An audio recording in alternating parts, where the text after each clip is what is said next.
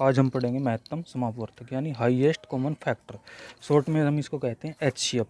यानी एचसीएफ क्या होता है? वह बड़ी से बड़ी संख्या जो दी गई संख्याओं को पूर्णतः विभाजित कर देती है, यानी जो दी गई संख्याओं को पूरी पूरी काट देती है, वो दी गई संख्याओं का मैस है, यानी एचसीएफ कहलाती है। जैसे यहाँ पर मैंने दो संख्या ले लिया एग्जाम्पल के लिए, 18 और 27। अब हम यहाँ क्या करेंगे, जो छोटी संख्या है उससे बड़ी संख्या को भाग देंगे। 18 एकम 18, यहाँ कितना बच्चा 17 में से 8 गए 9, 9 से हम 18 को भाग देंगे, फिर 9 दूनी 18, यहाँ पूरा पूरा कट गया 9 से। अब 9 क्या होगी यहाँ पर? मैं से होगा, मैं से क्या होगा 9, यानी 9 ऐसी संख्या है, 9 से 18 और 27 दोनों पूरी पूरी कट रही हैं, तो 9 इन दी गई दो संख्याओं का मैं से है, इसलिए 9 क्या हो जाएगा? महत्तम समापवर्तक। ठीक है। अब यहाँ पर मैं से निकालने की हमारे पास दो विधियाँ हैं। पहला मेथड है भाग विधि और दूसरा है अभाज्य गुणनखंड विधि। भाग विधि को हम डिवीजन मेथड भी कहते हैं और अभाज्य गुणनखंड विधि को कहते हैं प्राइम फैक्टर मेथड। तो हम यहाँ सबसे पहले करते हैं भाग विधि। भाग विधि से मैं से कैसे निकाल लेंगे? तो भाग विधि में हम समझेंगे, एग्जाम्पल इसमें ले लेते हैं हम। जैसे पहला एग्जाम्पल मैंने ले लिया 18, 27 और 36 का मैं से ज्ञात करो भाग विधि से।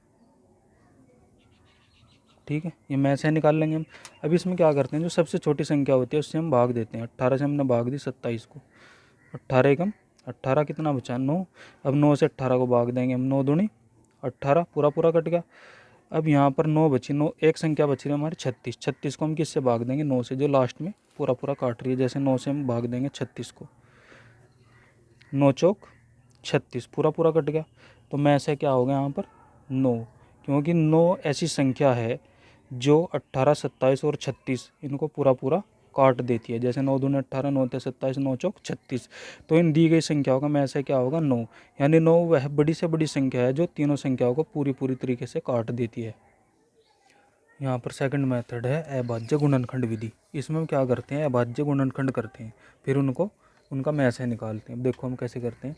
जैसे यहाँ पर 18, 27 और 36 का हमें मैं से निकालना है अभाज्य गुणनखंड विधि से। तो सबसे पहले हम संख्या लेंगे 18। 18 के गुणनखंड लिखो। गुणनखंड क्या हो जाएंगे? 2 तिया 6 और 6 तिया 18, 2 तिया 6, 6 तिया 18। ऐसे ही 27 के निकाल लेंगे। 27 के हो जाएंगे 3 तिया 9, 9 तिया 27। फिर हम करेंगे 36 के। 36 के क्या हो जाएंगे? 2 दूनी 4, 4 तिया 12 और 12 तिया 36।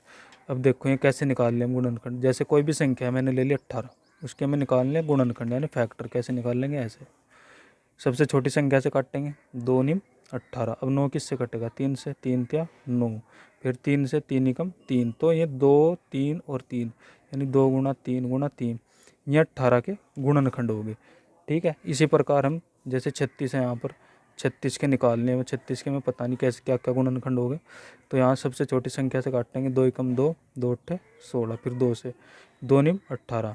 अब 9 किससे कटेगा? 3 से, 3 तिया 9 और 3 एकम 3। तो 36 के गुणनखंड क्या हो गए? 2 गुणा 2 गुणा 3 गुणा 3, 2 दूनी 4, 4 तिया 12, 12 तिया 36। अब देखो ये हमने गुणनखंड कर लिया इनके, प्राइम फैक्टर कहते हैं इनको, यानी अभाज्य गुणनखंड। अब इसमें हम देखते हैं जो संख्या इन तीनों में कॉमन आ रही है, तीनों में कॉमन देखने में। जैसे यहाँ 3 होगा, 3 तीनों में कॉमन होगा। और देखो और क्या कॉमन है? एक संख्या ये कॉमन होगी 3, एक ये कॉमन होगा इसमें। ठीक है। और कोई ऐसा है नहीं जो तीनों में कॉमन आ रहा हो, तो इसका जो मैश है हो जाएगा, वो क्या हो जाएगा? मैश है बराबर एक 3 ये होगा और एक 3 ये, दोनों गुणा कर देंगे, 3 तिया 9। 9 क्या होगा? इसका मैश है होगा, यानी जो तीनों में कॉमन आ रहा है। जैसे तीनों में 3 3 3 3 है, तो एक बार 3 ले लिया, फिर इनमें देखा एक 3 हो रहा है, ऐसा जो तीनों में ही आ रहा तो हमने उसको ले लिया, और जो तीनों में कॉमन होगी केवल उसको लेंगे हम। ठीक है। तो हमारा क्या हो जाएगा? मैं से हो जाएगा। इन दोनों गुणा करेंगे, 3 तिया 9, 9 क्या होगा? मैं से हो जाएगा। एक और एग्जांपल ले लेते हैं हम। जैसे इसमें होगा 24, 32 और 36 का मैं से निकाल लो। ठीक है। अभाज्य गुणनखंड विधि से ही निकाल लेंगे। जैसे 24 के गुणनखंड करेंगे हम। जैसे 24 के गुणनखंड करेंगे हम, 2 दूनी 4, 4 दूनी 8 और 8 या 24। फिर 32 के करेंगे,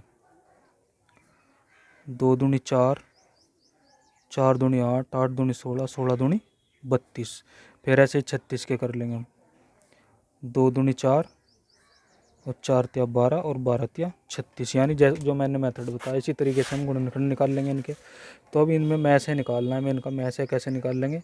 सबसे पहले देखेंगे जो तीनों में कॉमन आ रही है। एक तो ये होगी 2, फिर ये हो जाएगी 1,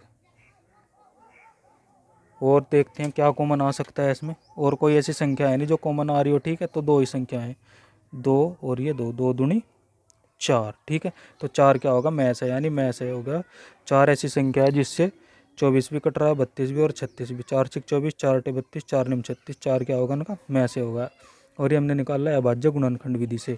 अब हम नेक्स्ट वीडियो में करेंगे सभी परीक्षा में जितने भी आए प्रश्न है ऐसे और मैथ में। Thank you. और